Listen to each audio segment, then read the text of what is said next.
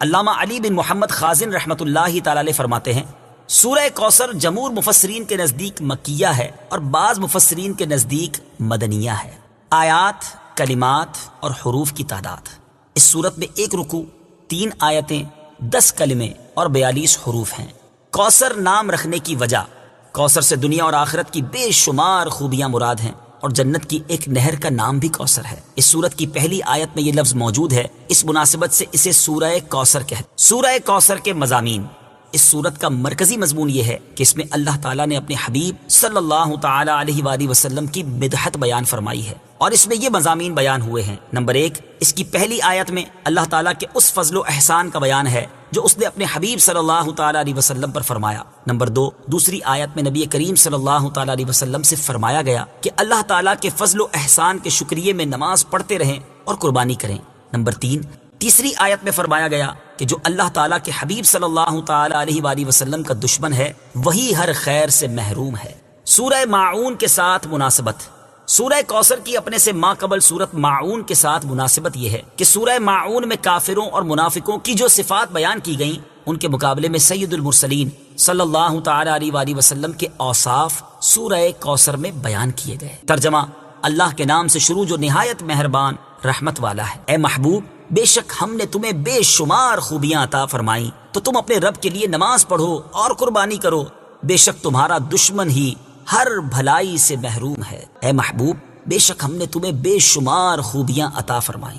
تفسیر صراط الجنان میں ہے۔ کوثر کی تفسیر میں مفسرین کے مختلف اقوال ہیں، ان سب اقوال کا خلاصہ یہ ہے کہ اے محبوب، بے شک ہم نے تمہیں بے شمار خوبیاں عطا فرمائیں اور کثیر فضائل عنایت کر کے تمہیں تمام مخلوق پر افضل کیا، آپ کو حسن ظاہر بھی دیا، حسن باطن بھی عطا کیا، نسب عالی بھی، نبوت بھی، کتاب بھی، حکمت بھی، علم بھی، شفاعت بھی، حوض کوثر بھی، مقام محمود بھی، امت کی کثرت بھی، دین کے دشمنوں پر غلبہ بھی، فتوحات کی کثرت بھی، اور بے شمار نعمتیں اور فضیلتیں عطا کی جن کی انتہا نہیں۔ آیت سے حاصل ہونے والی معلومات: اس سے 5 باتیں معلوم ہوئیں۔ نمبر 1، اللہ تعالیٰ نے اپنے حبیب صلی اللہ تعالی علیہ وآلہ وسلم کو کوثر عطا کر دی ہے، کیونکہ یہاں یہ نہیں فرمایا گیا کہ ہم آپ کو کوثر عطا کریں گے، بلکہ یہ فرمایا کہ بے شک ہم نے آپ کو کوثر عطا کر دی۔ نمبر 2، اللہ تعالیٰ کی اپنے حبیب صلی اللہ تعالی علیہ وآلہ وسلم پر یہ عطا ان کے نبی اور رسول ہونے کی وجہ سے نہیں، بلکہ آپ علیہ الصلوۃ والسلام کی ذات کی وجہ سے ہے، جو شان محبوبیت کی صورت ہے، کیونکہ یہاں یہ فرمایا ہم نے آپ کو عطا فرمائی، یہ نہیں فرمایا کہ اعطینا الرسول یا اعطینا النبی۔ نمبر 3، تاجدار رسالت صلی اللہ تعالی علیہ وآلہ وسلم پر یہ عطا کسی عبادت اور ریاضت کی وجہ سے نہیں ہے، بلکہ ان پر یہ عطا اللہ تعالیٰ کے عظیم فضل اور احسان کی وجہ سے ہے، کیونکہ یہاں عطا کا ذکر پہلے ہوا اور عبادت کا ذکر بعد میں ہوا۔ نمبر 4، اللہ تعالیٰ نے آپ کو کوثر کا مالک بنا دیا ہے تو آپ جسے چاہیں جو چاہیں عطا کر سکتے ہیں۔ نمبر 5، سید المرسلین صلی اللہ تعالی علیہ وآلہ وسلم کی مدحت خود رب تعالیٰ فرماتا ہے۔ اعلیٰ حضرت امام احمد رضا خان علیہ الرحمت الرحمان فرماتے ہیں انا اعطیناک الکوثر، ساری کثرت پاتے یہ ہیں، ٹھنڈا ٹھنڈا، میٹھا میٹھا، پیتے ہم ہیں، پلاتے یہ ہیں۔ اور ایک اور جگہ فرماتے ہیں نا، اے رضا خود صاحب قرآن ہے مداح حضور، تجھ سے کب ممکن ہے پھر مدحت رسول اللہ کی۔ تو تم اپنے رب کے لیے نماز پڑھو اور قربانی کرو۔ تفسیر صراط الجنان میں ہے، یعنی اے حبیب صلی اللہ تعالی علیہ وآلہ وسلم، اللہ تعالیٰ نے آپ کو دونوں جہاں کی بے شمار بھلائیاں عطا کی ہیں اور آپ کو وہ خاص رتبہ عطا کیا ہے جو آپ کے علاوہ کسی اور کو عطا نہیں کیا۔ تو آپ اپنے اس رب عز و جل کے لیے نماز پڑھتے رہیں جس نے آپ صلی اللہ تعالی علیہ وآلہ وسلم کو کوثر عطا کر کے عزت و شرافت دی، تاکہ بتوں کے پجاری ذلیل ہوں اور بتوں کے نام پر ذبح کرنے والوں کی مخالفت کرتے ہوئے اپنے رب عز و جل کے لیے اور اس کے نام پر قربانی کرے۔ اس آیت کی تفسیر میں ایک قول یہ بھی ہے کہ نماز سے نماز عید مراد ہے۔ ان شانئک هو الابتر، بے شک تمہارا دشمن ہی ہر بھلائی سے محروم ہے۔ تفسیر صراط الجنان میں ہے۔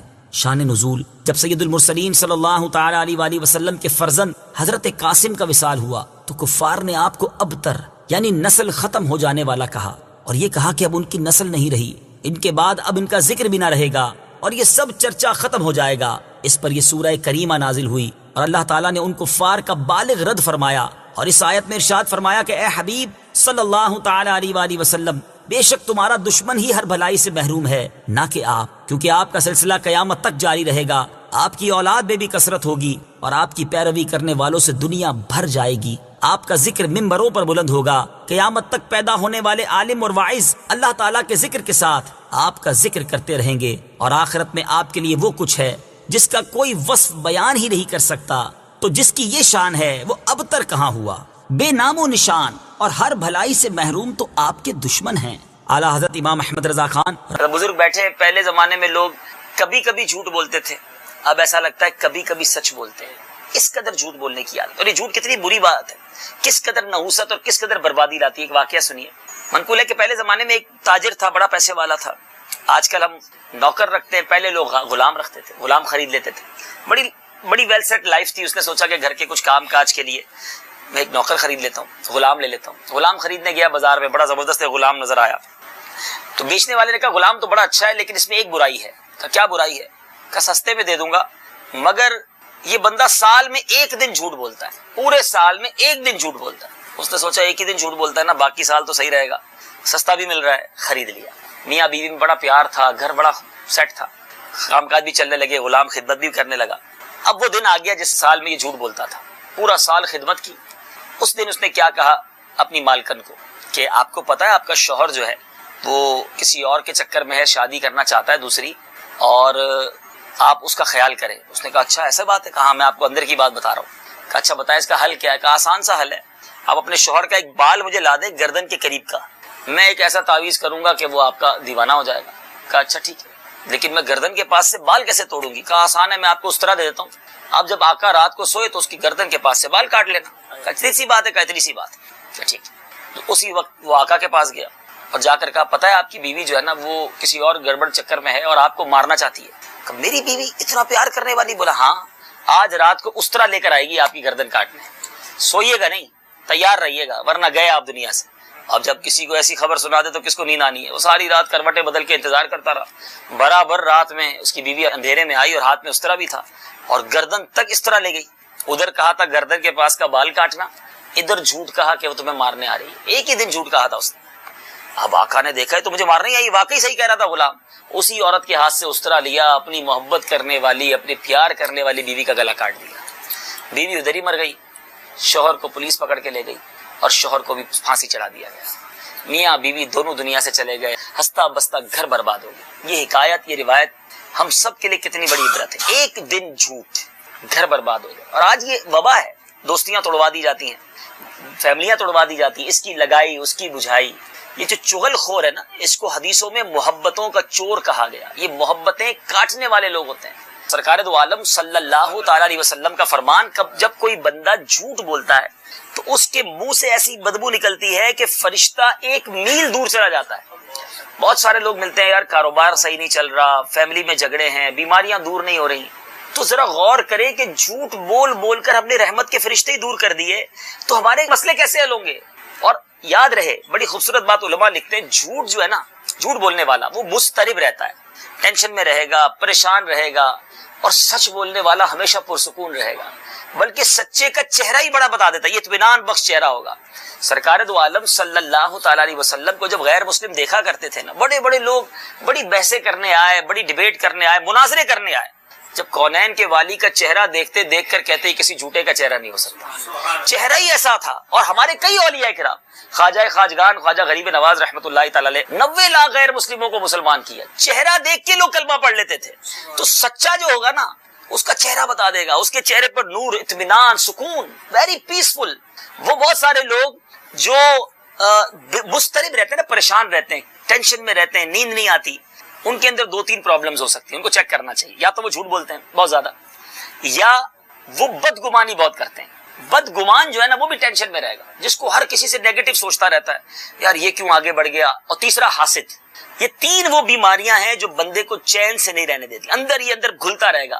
حسد ہو گیا آپ کو، اگر بالفرض کسی سے اس کی دکان 2 ہو گئی تو آپ کو ٹینشن شروع ہو گیا، 2 دکانیں ہو گئی، ابھی تو کام شروع کیا تھا، 2 دکانیں، اتنا کاروبار، نئی گاڑی بھی لے لی۔ حسد ہے نا، اس کی ترقی ہو رہی ہے، تمہیں پرابلم ہو رہی ہے۔ حالانکہ ذرا سوچئے، بتائیے دینے والا کون ہے؟ بتائیے نا، رزق دینے والا کون ہے؟ شہرت دینے والا کون ہے؟ حسن دینے والا کون ہے؟ نام اور عزت دینے والا کون ہے؟ جب سب دینے والا اللہ ہے تو مجھے پرابلم کیوں ہو رہی ہے؟ میرے بھائی کو ترقی ہو رہی ہے، مجھے ٹینشن ہو رہی ہے۔ حسد جو ہے نا اتنی بری بلا ہے کہ سامنے والا ترقی کرتا ہے، اگلا جلتا رہتا ہے۔ اور حسد کرنے والا علماء لکھتے ہیں براہ راست اللہ پر اعتراض کرتا ہے، کسی اور پر نہیں کرتا۔ یہ آرگیومنٹ ہے رب پر۔ کیوں؟ وہ کہتا نہیں، مگر اس کا عمل کیا بتا رہا ہے کہ اللہ کی تقسیم پر اعتراض ہے نا۔ یا اللہ تو نے اس کو بھی پیسے دیے، مجھے نہیں دیے، اس کو عزت دی، مجھے نہیں دی، اس کو اولاد دی، مجھے نہیں دی، اس کو شہرت دی، مجھے نہیں دی، اس کو حسین بنایا، مجھے نہیں بنایا۔ تو یہ وہ اعتراض ہے جو رب پر ہو رہا ہے۔ تو حسد کرنے والا بدگمانی، عجیب ذہنیت ہوتی ہے لوگوں کی، بدگمانی ہی کرتے رہیں گے۔ پتہ نہیں آج میرے گھر اس لیے نہیں آیا کہ بڑا پیسے والا ہو گیا ہے، بڑا مغرور ہو گیا ہے، میرا فون اس لیے نہیں اٹھایا کہ جناب اس کو اب مجھ سے بات نہیں کرنی، پہلے مطلب تھا تو روز فون کر۔ ہر ٹائم نیگیٹو سوچنا ہے۔ تو جو منفی سوچتے ہیں، اب مثال کے طور پہ آج یہاں کسی کو بلایا گیا اور وہ نہیں آیا، ایک طریقہ تو یہ ہے کہ اس کے بارے میں برا سوچا جائے کہ یار پیسے والا ہو گیا ہے، مغرور ہو گیا ہے، کسی اور کے گھر بلاتے تو آتا، نعت خوانی اور اجتماع تھا نا اس لیے نہیں آیا، فلم دیکھنے بلاتے تو آ جاتا۔ برا سوچتے لوگ، ہو سکتا ہے بیمار ہو گیا ہو سکتا ہے طبیعت خراب ہو، کیا پازیٹیو نہیں سوچ سکتے ہم؟ تو نیگیٹو سوچنے والا، حسد کرنے والا، اور پھر تیسرے نمبر پر، اور یہ دو سب حرام، جہنم میں لے جانے والے کا۔ حسد کتنی بری بلا ہے، سرکار علیہ الصلوۃ والسلام فرماتے ہیں، حدیث کا مضمون ہے، جس طرح شہد میں سرکہ ڈال دیں شہد کا بیڑا غرق ہو جاتا ہے، ایلوا شہد کو برباد کرتا ہے، آقا فرماتے اس طرح حسد ایمان کو برباد کر دیتا ہے۔ حسد کو نکالے اپنے دل سے، بدگمانی کو نکالے، یہ دل کی وہ بیماریاں ہیں جو اندر ہی اندر بندے کو ختم کر دیتے ہیں۔ اور پھر تیسرا یہ جھوٹ اس قدر عام ہو گیا ہے، اس قدر، تو اب مسترد کیوں، وجہ کیا ہے بے چین رہنے کی جھوٹے کی؟ کیونکہ اس کو جھوٹ سنبھالنا پڑتا ہے، سچ سنبھالنا نہیں پڑتا۔ یاد رکھیے، جھوٹ بول کر آپ کو سنبھالنا پڑے گا۔ مثال کے طور پہ، اب مجھے نہیں پتا آپ جو سلائے میں بیٹھے ہیں، آپ کسی سے پوچھا بھائی کیا کرتے ہو مدینہ شریف میں، اب پتا چلا وہ لیبر کا کام کرتا ہے، کہتا ہے میری تو دکان ہے۔ اب سچ بتانا نہیں ہے، جھوٹ بولنا ہے۔ اچھا رہتے کہاں ہو؟ تو بھائی وہ رہتا، وہ ہو سکتا ہے کسی لیبر کیمپ میں رہتا ہو، بتایا میرا تو فلاں علاقے میں گھر ہے، مکان اپنا گھر ہے۔ اچھا پاکستان میں کیا کرتے ہو؟ میری کوٹھی ہے۔ کون سے شہر میں؟ تو فلاں شہر میں۔ کون سے علاقے میں؟ تو وابدہ ٹاؤن میں، مہنگے علاقے بتا دیے۔ اب 4-6 جھوٹ تو بول دیے۔ اچھا پڑھے لکھے کتنے ہو؟ تو بھائی میں تو گریجویشن کیا، پتہ چلا میٹرک میں فیل ہو گیا تھا، سارے جھوٹ بول دیے۔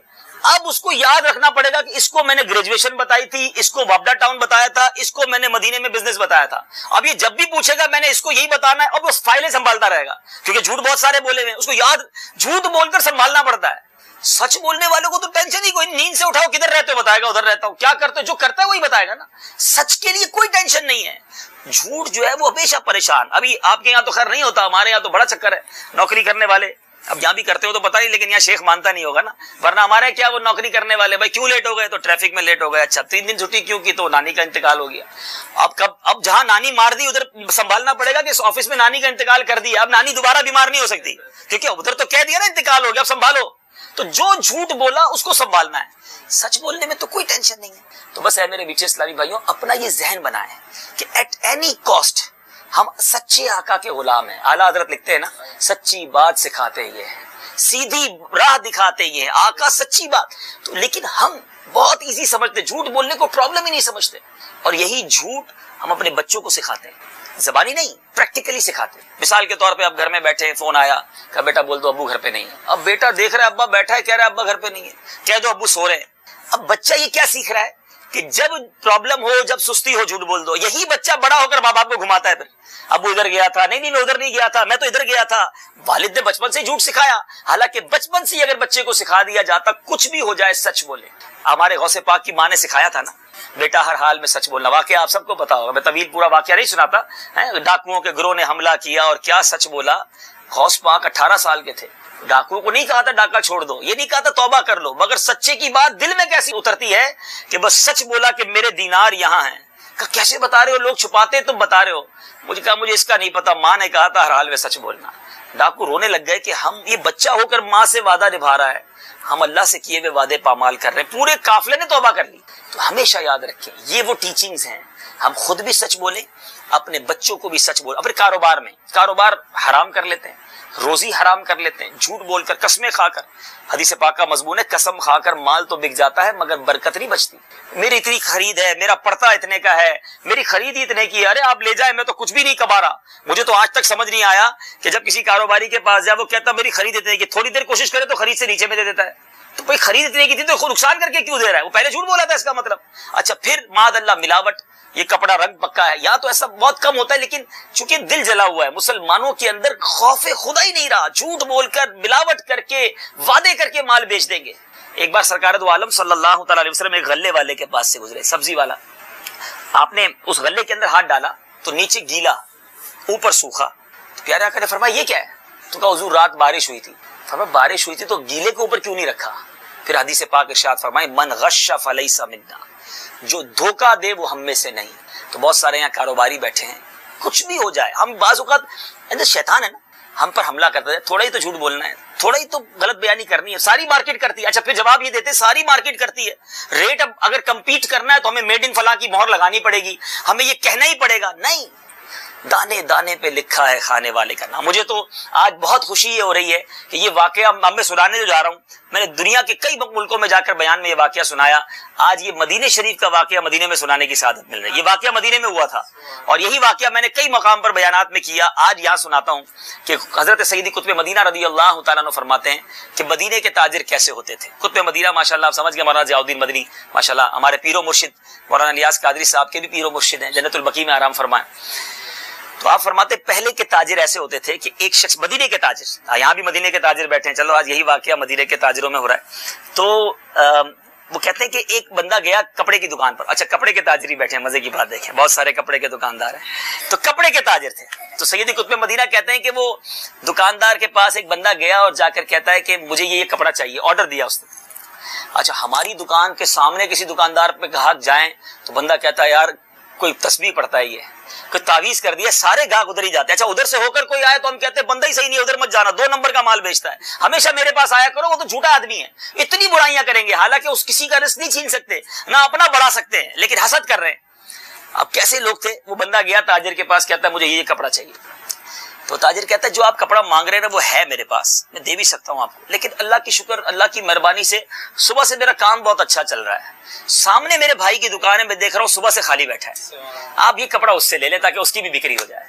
یہ ہے اسلام، یہ ہے ایثار. آج ہم کیا کرتے ہیں؟ ہم سمجھتے ہیں یہ گاہک ادھر گیا تو میرا رزق لے گیا. نہیں، دانے دانے پہ لکھا ہے کھانے والے کا نام. جو میرے نصیب، ایک جملہ یاد کر لو، جو میرے نصیب میں ہے نا وہ کوئی چھین نہیں سکتا، اور جو میرے نصیب میں نہیں مجھے کوئی دے نہیں سکتا. میں کچھ بھی کر لوں میں نہیں چھین سکتا، اپنے نصیب میں نہیں وہ نہیں ملنا.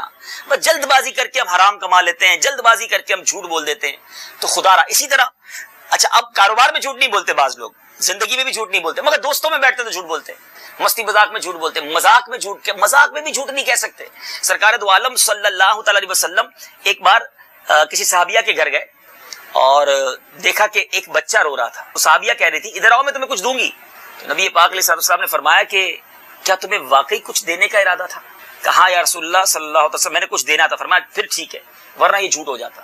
اب ہم چھوٹے چھوٹے بچوں سے کتنا جھوٹ بولتے ہیں، بیٹا سو جاؤ ورنہ وہ آ جائے گا، بھوت آ جائے گا. کون آئے؟ کہاں سے بھوت آئے گا بھائی؟ اب بچے کو ڈرانے کے لیے جھوٹ، بچے کو سلانے کے لیے جھوٹ. یہ غور کریں، اصل میں ہمیں تمیز ہی نہیں ہے کب کیا بولنا ہے. امیر اہل سنت حضرت علامہ مولانا ریاض قادری صاحب کو اللہ سلامت رکھے، یہ انہوں نے ہمیں سوچ دی کہ پہلے تولو بعد میں بولو.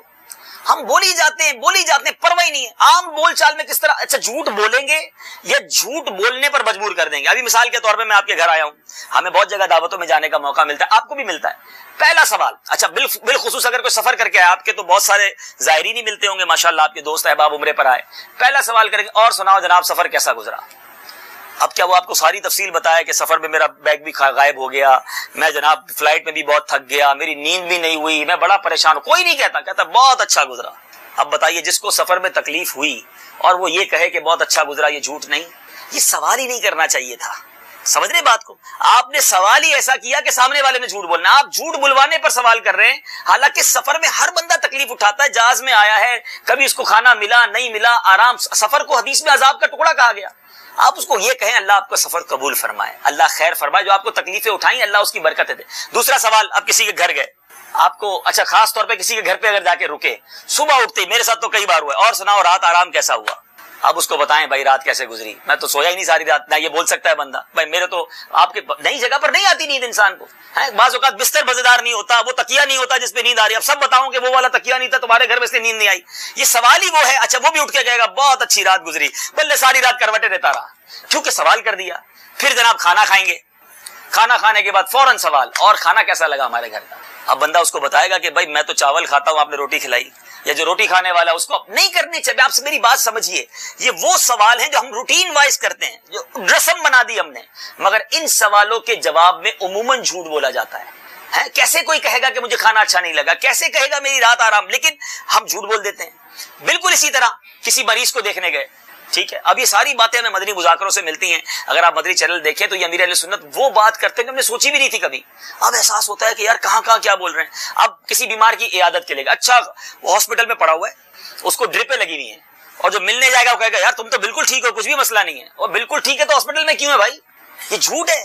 اچھا اس کو پوچھیں گے تمہاری طبیعت کیسی، وہ کہے گا بالکل صحیح ہو، بالکل صحیح ہے تو ڈرپ کیوں لگی ہوئی ہے بھائی؟ اس کی جگہ اچھے الفاظ ہیں، اللہ تمہیں صحت دے، سب بہتر ہو جائے گا انشاءاللہ، گھبرانا مت، لا باس طہور انشاءاللہ۔ الفاظ کا چناؤ، میں نے آپ کو پہلے حدیث سنائی، ایک صحابیہ بچے کو ہی تو کہہ رہی تھی نا کہ کچھ دوں گی، آقا نے فرمایا کچھ نہیں دینا تھا تو جھوٹ ہو جاتا، ادھر ہمیں بولنے سے پہلے فکر ہی نہیں ہے۔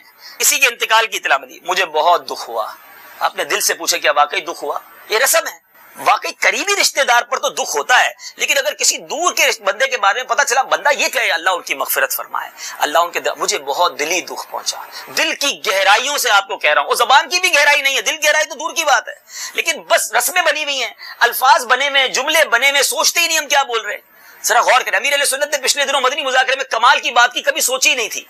بچہ روتا ہے ہمارا چھوٹا سا گود کا بچہ، تو اس کو سوال پتہ ہے کیا کرتے ہیں، بیٹا آپ کو کس نے مارا؟ حالانکہ ہمیں پتہ ہے کسی نے نہیں مارا، لیکن سوال وہ اشارہ کرے گا اس نے مارا، ہم بولے گا چپ ہو جاؤ کیوں مارا؟ نہ اس نے مارا تھا، ہم بچے کو بچپن ہی سے ایک جھوٹ کی پریکٹس کروا رہے ہیں۔ مقصود یہ ہے کہنے کا کہ زبان یہ وہ چیز ہے، اچھا استعمال کریں تو جنت میں پہنچا دے گی، اور یہی زبان برا استعمال کریں تو جہنم کی گہرائی میں پہنچا دے گی۔ اس کو اور آسان سمجھ لیں، الفاظ کی ویلیو کتنی ہے۔ ایک بندہ 70 سال تک کفر پہ رہے اور ایک بار زبان سے کلمہ پڑھ لے، اللہ اور اس کے رسول پر ایمان لے آئے، زبان سے ہی کہے گا نا، 70 سال کی ساری اس کی کفر کی زندگی ایک طرف، اس کا ایمان لانا اللہ کی رحمت سے امیدوں سے جنت میں لے جائے گا۔ 70 سال تک مسلمان رہے، 70 سال تک عبادتیں کرتا رہے، روزے رکھتا رہے، اور اسی زبان سے کفر بک دے، ختم ہوا سارا کچھ۔ سمجھیے یہ وہ چیز ہے، چاہے تو جنت میں لے جائے، چاہے تو جہنم کے گھڑے میں لے جائے۔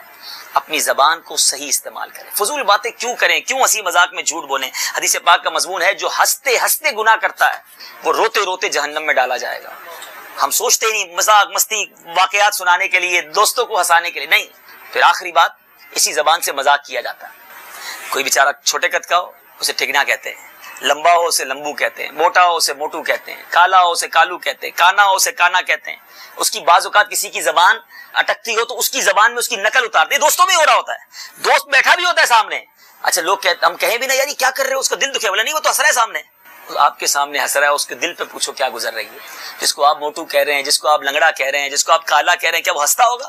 اکیلے میں جا کے روتا ہو۔ کبھی کسی کا مذاق نہ اڑائیں۔ مجھے اور آپ کو اگر اللہ نے اچھا بنایا بلکہ اپنا ذہن بنائے، کبھی کسی اندھے کو دیکھو نا، اسے اندھا کہنے کی بجائے اللہ کا شکر ادا کرو کہ اللہ تو نے مجھے آنکھ والا بنایا۔ کسی بہرے کو دیکھیں تو شکر ادا کریں، یا اللہ مجھے تو نے صحیح کام۔ اونچا سنتے ہیں لوگ ان کا مذاق اڑاتے ہیں، جن کو اونچا سنائی دیتا ہے، اس کو دیکھ کر تو مجھے سجدہ شکر ادا کرنا چاہیے کہ یا اللہ تیری مہربانی میں صحیح سنتا ہوں۔ گونگے کو دیکھ کر شکر ادا کریں، لنگڑے کو دیکھ کر شکر ادا کریں، مگر یہاں شکر ادا نہیں کیا جاتا، یہاں مذاق اڑایا جاتا ہے۔ حدیث پاک کا مضمون ہے جو لوگوں کا مذاق اڑاتے ہیں قیامت کے دن ان کو جنت کی طرف بلایا جائے گا۔ جب وہ جنت کے قریب آئیں گے تو جنت کا دروازہ بند کر دیا جائے گا، تو پھر دور جائیں گے، پھر بلایا جائے گا آ جاؤ آ جاؤ آ جاؤ، پھر جنت کا دروازہ بند کر دیا جائے گا۔